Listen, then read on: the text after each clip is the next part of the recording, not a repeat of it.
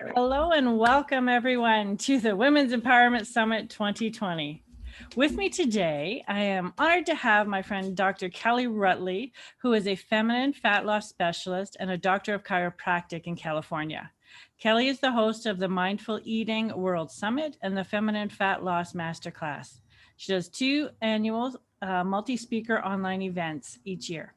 Dr. Kellee has coached clients to release significant amounts of body fat from 20 to 100 pounds in order to help them have the health and life and live the full and active life that they truly deserve and desire. Preventing type 2 diabetes in adults and children has been a primary focus for Dr. Kellee throughout her career. A former professional fitness trainer and competitive gymnast, a marathon runner, Dr. Kellee has been successfully helping women release resistant body fat and create real and lasting change and health and true fitness over the last 20 years. Kellee works with women online and in person in her private and group coaching programs. She stands for inspiration over deprivation, and she is currently working on her upcoming live event called Breakthrough to Freedom. Thank you so much for joining us today, Dr. Kellee. Thank you. Thank you. So as you can see, Alyson, I'm so glad that we are colleagues and we know each other a little bit because I am in an RV. So for those of you who are wondering why I got the hot mess background, I'm in an RV and I'm going to close this window because we have a barking dog next door. So 1 second. Okay. And this is what I love about this. We are able to shift into what needs to be done and we can still get our message out there, which is wonderful. That's right. That's right. So thank you so much for having me. I'm excited to have this conversation with you. Yes, and I love it because I have been a client of yours and a very successful one once I was very confused and upset about not being able to lose the weight that I needed to, or at least start on that path. And that was wonderful. And a lot of it was, for me, it was sugar. And it was a sugar addiction that I didn't think was as tragic as it was, or as had such a stronghold on me, which it did. So I know you empower women to be that fat loss professional. Where did that all start? Well, that's a good question. I think that I well here not I don't think I know. Weight and obesity has always been in my space since I was a little kid. So, I think that we sort of are given challenges in our lives so that we can overcome them in some way, shape, or form, and then later help other people. I grew up in a very unhealthy family. I mean, my mom was obese. Both of my parents smoked cigarettes. There was no, we did have the Twinkies and ding dongs in our house. I wasn't one of those kids that grew up being told, like, have raisins. They're just like candy. Like, no, my mom gave us candy. Like, there was, but at the same time, I was a gymnast. So I was exposed to other families. I was exposed to other cultures through gymnastics and through travel competition. And what I learned at a really young age is that that's not the only way to live and it's not the only way to eat. And I remember going to a friend's house. This is really what started my journey, my health journey, and won't use the word passion, but I'm sort of an evangelist when it comes to healthy lifestyle. I remember going to a friend's house and I noticed that their house didn't smell like cigarettes. Mm. And I grew up just not even knowing, when you're little, like you think that your family is the model for every other family, and it's not true. But and as I got older and through my life, I mean, I've lost family members to diabetes, to drug overdoses, to alcoholism, to, all lifestyle choices. And this is said without judgment. I know there's a better way. And I do know, like you just said, Alyson, that was really important that you said that. Like, you don't realize that something has a stronghold on you until you try to stop it, right? So true. Yeah. So, that was my journey starting as a young kid, and then just, the natural progression of my life was to get into chiropractic school. I thought I was going to be a pediatrician. And it's a good thing I didn't have the grades because at that time I didn't even know about chiropractic. And so it's funny how I kind of fell into it. And now I look back and I'm like, wow, That was me being guided down a path that I was supposed to go down. I would not have chosen it myself. So, and yeah, now I'm very I spend most of my time in my life helping people prevent type 2 diabetes, reverse type 2 diabetes. And the first thing we do is take all that body fat off, as you experienced. Yes, and it has changed my life. So thank you. Well, thank you for being so easy to coach. I was like, wow, what did you dropped 28 pounds, right? Yes. 28 pounds and you never complained. No, it was actually quite wonderful to feel that good. That's awesome. That makes me happy. Thank you. But I mean, a lot of women out there, when they look at me, the first thing they'll say is, well, what did you have to give up? Right? Because it's that typical mindset that, well, if I have to be on a diet, how long do I have to be on the diet for? Right? Could you talk to that? Because I know that's huge.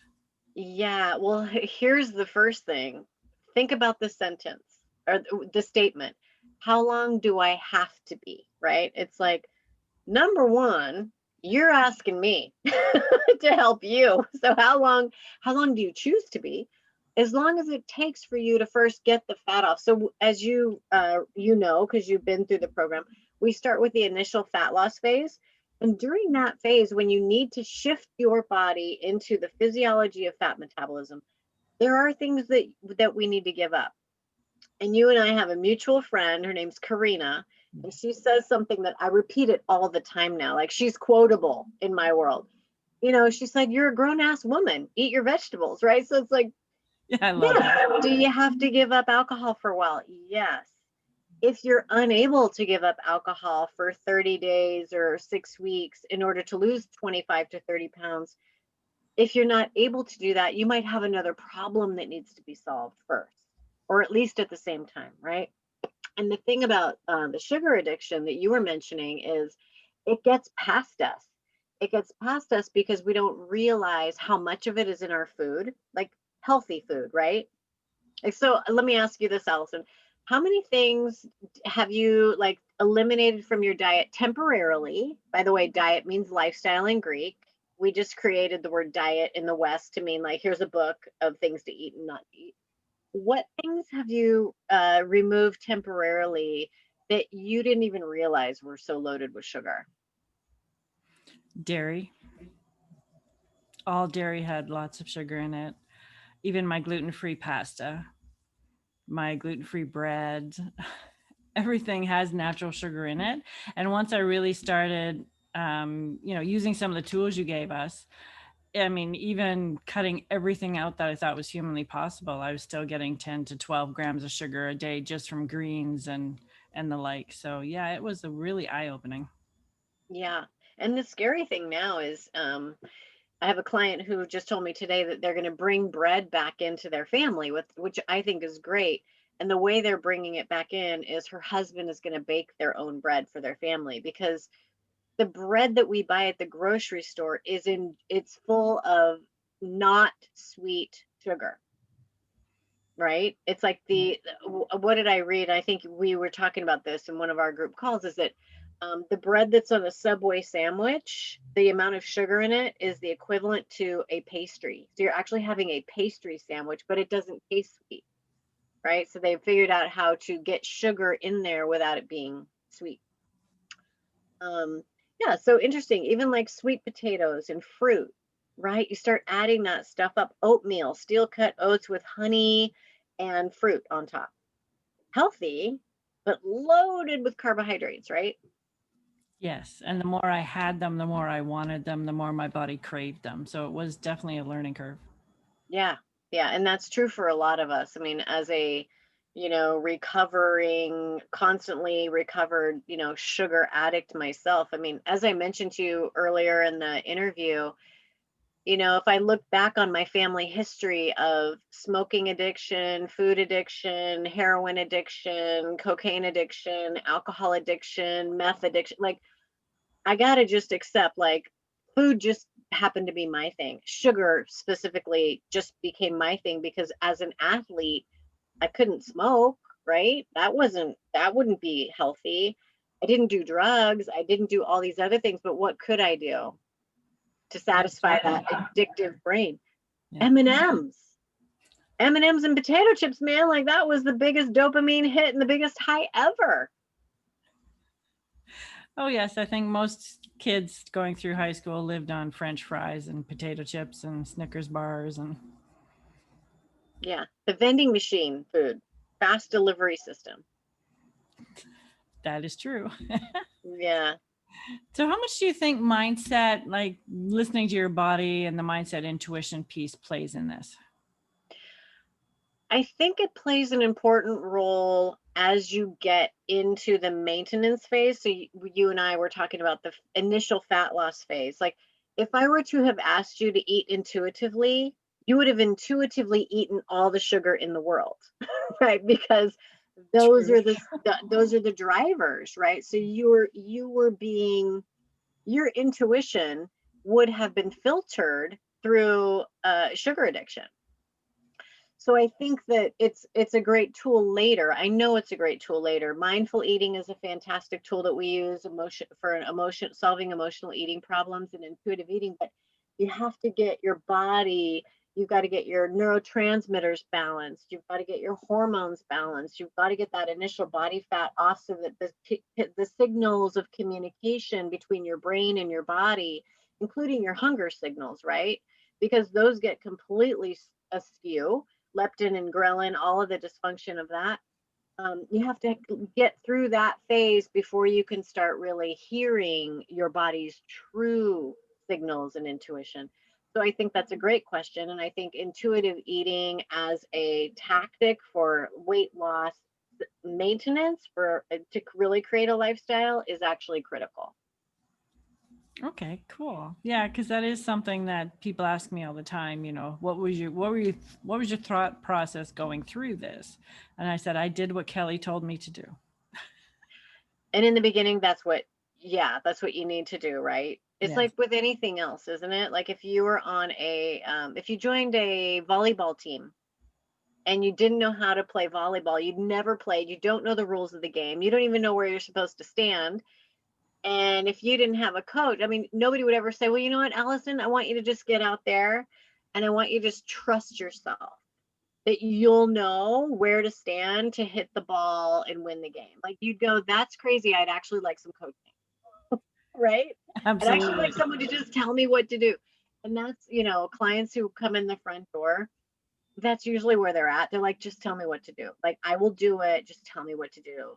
If somebody is like, I want to do a little bit of what you're saying I should do, but maybe also a little bit of that, the results just don't happen the same way.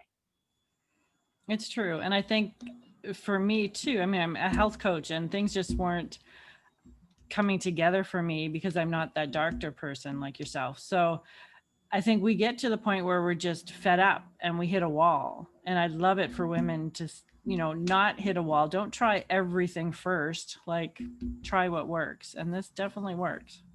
Yeah. And you're not alone in that. I just got off phone calls with two women who are in the program you're in, and both of them are nurse practitioners. And both of them suffered with extreme obesity for a very long time. And they tried this diet, and they're sisters, right? So this diet and that diet, and they did it together, and this one and that one. And some of them meaning work temporarily to get weight off, and then they gain it back. Um, so, you gotta remember that even though we are practitioners, like it's still, filtering through all of the misinformation to get to the truth is not an easy process, right? True. So true. And then how about we talk a little bit about exercise? Because I know in the beginning you told us something that we were not allowed to do. Yes, yes. You were not allowed to go out and do a bunch of cardio to burn calories, right? I remember. Because cardio exercise is a terrible fat loss tool. Building lean muscle mass. So if you just remember this one thing, that the lean muscle mass on your body is the engine that actually burns calories. While you're losing weight, you don't want to sacrifice that muscle mass. And doing a lot of cardio actually requires I mean, there's a whole physiology that you understand now, like that I won't go into, but using that kind of cardio as a fat loss tool is a huge mistake we made. And it's a huge mistake. And I always apologize to my former personal training clients, because back in the 80s, that's what we were taught.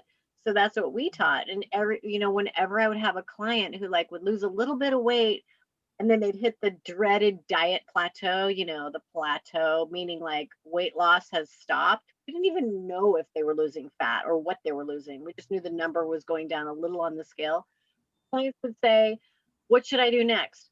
Our knee-jerk reaction was add more cardio and drop your calories. Biggest mistake ever.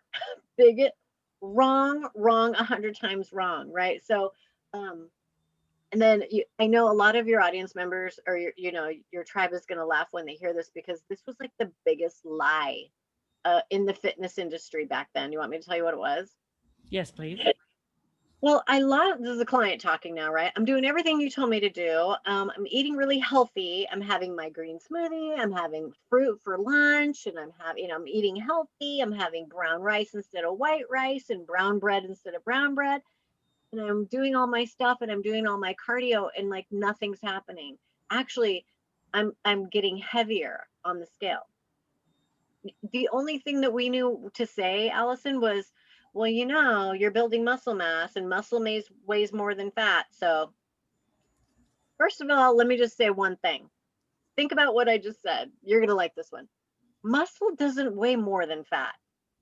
Muscle weighs what muscle weighs. Fat weighs what fat weighs. So that in itself is just like a dumb thing to say, right? So muscle doesn't weigh more than fat. But we didn't know how to explain it, because we didn't know. And all we need to do is say, well, go exercise more then, right? And we have some mutual friends now who are also clients in the same program. They were doing that, working out like crazy, right? And it was all about managing the food and stopping all of that stuff so that you could literally like let your body just start releasing fat. You know that releasing body fat is like, it's obviously a very healthy thing to do. And we've never known that more than we do right now. What is the number one risk factor for heart disease? The number one killer in America? 670,000 Americans have died from heart disease this year, 2020. That's crazy number. 670,000. If the coronavirus had killed that many people, what would we be doing right now? You wouldn't be able to leave your house, let alone be in an RV. Absolutely. We'd have like, any air leaks in the RV sealed, right? We'd be in sealed compartments. But somehow 670,000 Americans dead from heart disease, cardiovascular disease, and we have decided to be okay with that. The number one risk factor for cardiovascular disease, and I know we're speaking to women, is what?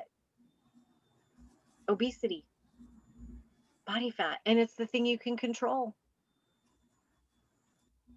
True.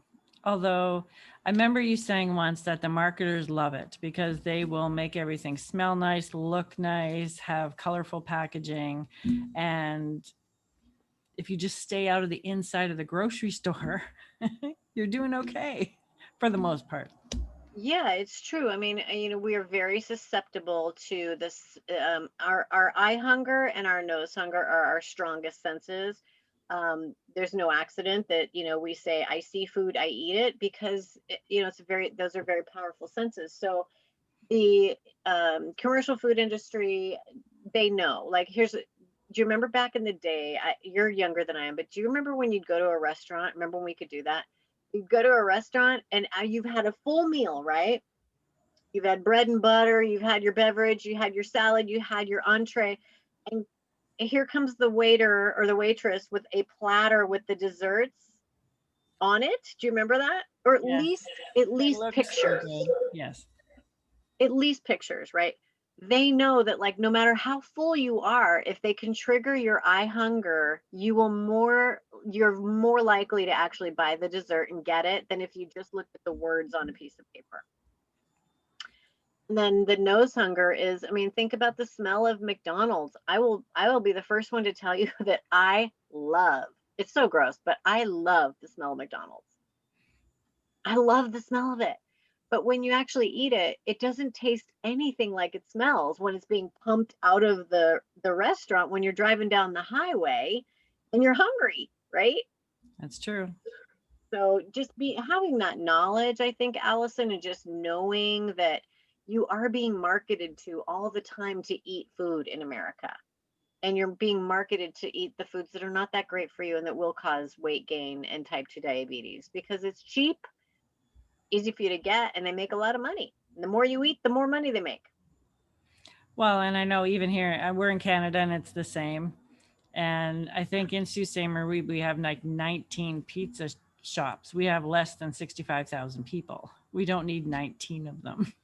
19 pizza shops. How many farmers markets right now probably aren't a thing, but We have one. They one. only open on Saturdays now. But you can go to 19 pizza places on your way home. Yeah. Yeah, yeah. You know, our environment, unless you're very intentional, and you brought up intuitive eating, and I think that that speaks right into being very intentional and not focused, not hyper focused, but very intentional about what you eat. One of the things that we're talking about this week, because it happens to be Thanksgiving, so it's like a big eating week in the US, right? Like you guys just had your Canadian Thanksgiving not long ago, right? Yes. Um, being very intentional about what you eat, when you eat, and how you eat, and where your food comes from. So, we were talking about the concept of food equanimity. And it's a game changer, I think. So, when you get into that whole arena of like, I think you saw my heirloom tomatoes. I posted them yesterday. If you were to like eat pizza, let's say you went to one of the pizza places in Canada, and as long as you don't think too much about that pizza, like where did that cheese come from? Like where did that bread come from? How was that? How long was it sitting in the freezer? And like, Good you know what I question. mean? Like Yeah. start really thinking about it. You probably be less likely to eat it. But if I look at these gorgeous, like I've never held up food in an interview, but I got to do it. Look at these heirloom tomatoes. Oh, I love it. Aren't they gorgeous? Like, look at this one is so not ripe, but look at that. That is perfect. And I thought, like, I know where these are grown. They're grown right over there. And then they go over to Bob's market, and Bob and his kids sell these. I get so much more enjoyment out of buying this and paying for it and eating it and cutting it up and mixing it with mozzarella than I do, food that I have no connection to its source. So that's called food equanimity. And I think that that's an interesting key to bring in because it really you start reconnecting to food. And that's one of the big problems is we become disconnected from food. True. We've all been very quick, all in a hurry. Fast food smells good, so let's just grab it and go. Yeah, we don't have time to sit down and prepare something and enjoy that entire process. Yeah. And especially I'm not sure your audience is women, entrepreneurs. Are our listeners right now, like, are they go-getter business types, like out there building coaching businesses, or who are we talking to right now?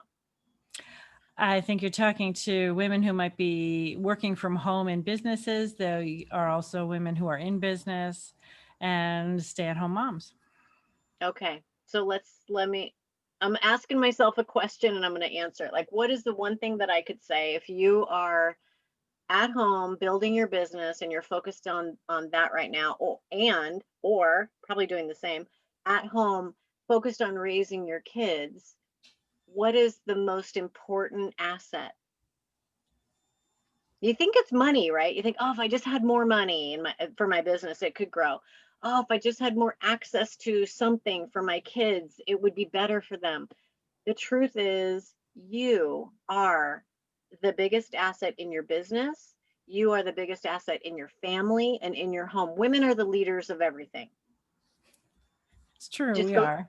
don't tell your husbands that, but you are the leader of everything. And so, we are at a place right now, Alyson, where taking care of yourself, which in my world, our world, means like lose all the body fat, like get all of it off that you want to, because obesity is your biggest losing it, dropping it, releasing it is the biggest way to mitigate risk in your life with your physical body right now. No longer is this just an option. Like, you're literally obligated to take care of yourself. So if you've been telling yourself, like, I don't have enough time, I do everything for everyone else, and you think that you're being like more of a giver and self-sacrificing by doing that, the truth is you're obligated because so many other people are relying on you. So So if you really want to be a giver, get over it and take care of yourself and stop using that, or or just falling back on that as a reason not to, because we've actually been sort of trained to think that way, right? Like, it's selfish if I take care of myself, it's taking from my kids, or it's taking from my colleagues or my coworkers, but it's actually the opposite, isn't it? it is. And we also have to show our kids, our spouses, our family, our friends that we do take care of ourselves and we are important, because then they will model that behavior.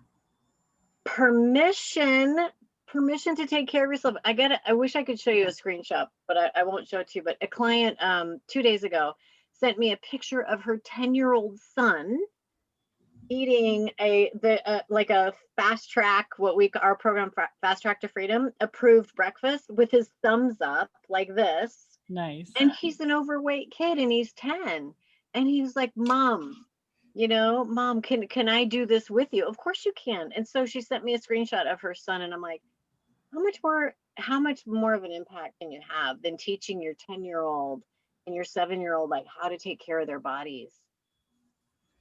It makes a big difference. We'll be around a lot longer for sure. Because the more fat I had on my body too, the more stressed I was. I wasn't sleeping well. Like, my business is better now. You're right. It has such an impact on everything else in your life. Yeah. And I mean, and you look gorgeous. You were always beautiful and you're always gorgeous. And I have noticed that about you. When you show up now, it's like, it just causes that little bit of a, like, you lean into the camera a little bit more, right? You smile a little bit more. And it's like, we're women, right? I don't think vanity is a bad thing. When we like the way we look, we show up. Yes, that is true. And when we don't, we hide. Yes. And the one thing I learned too is I was beautiful right where I was. I just had to make better decisions. Yeah. Yeah. Cool. But the one thing I'd also like you to talk about briefly, maybe if you got a chance, is your upcoming event. Yes. The permission event. The permission event is in February. It's February 3rd, 4th, and 5th online.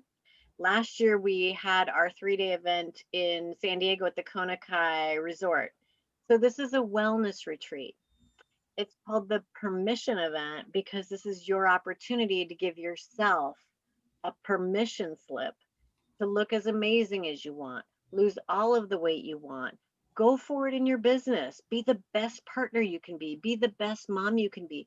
And you need coaching to do that. You need the tools, you need the strategies. So yeah, the permission event is in February. And again, it's all online. And I don't know if we gave you a ticket link or not, but we are actually offering our tickets right now for only $47 to come to this retreat. You're going to learn all of Alyson, you lost 28 pounds. We're actually going to teach everyone how to do what you did at the permission event. Fantastic. Yeah. We'll definitely include the links in the email that goes out to everybody for sure. Yeah, fabulous. So yeah, the general admission ticket is $47, and then the VIP access is $197. And I'm going to tell you this before I tell anybody else. Have you heard this yet? We're giving away a Peloton treadmill. Ooh. At the event. So you have to be present to win, which means you just have to be on Zoom and participate for the 3 days. And we won't be sitting on Zoom. This is not a business event, right? So we won't be just sitting taking notes for 3 days. We're going to have you up. We're going to have you moving.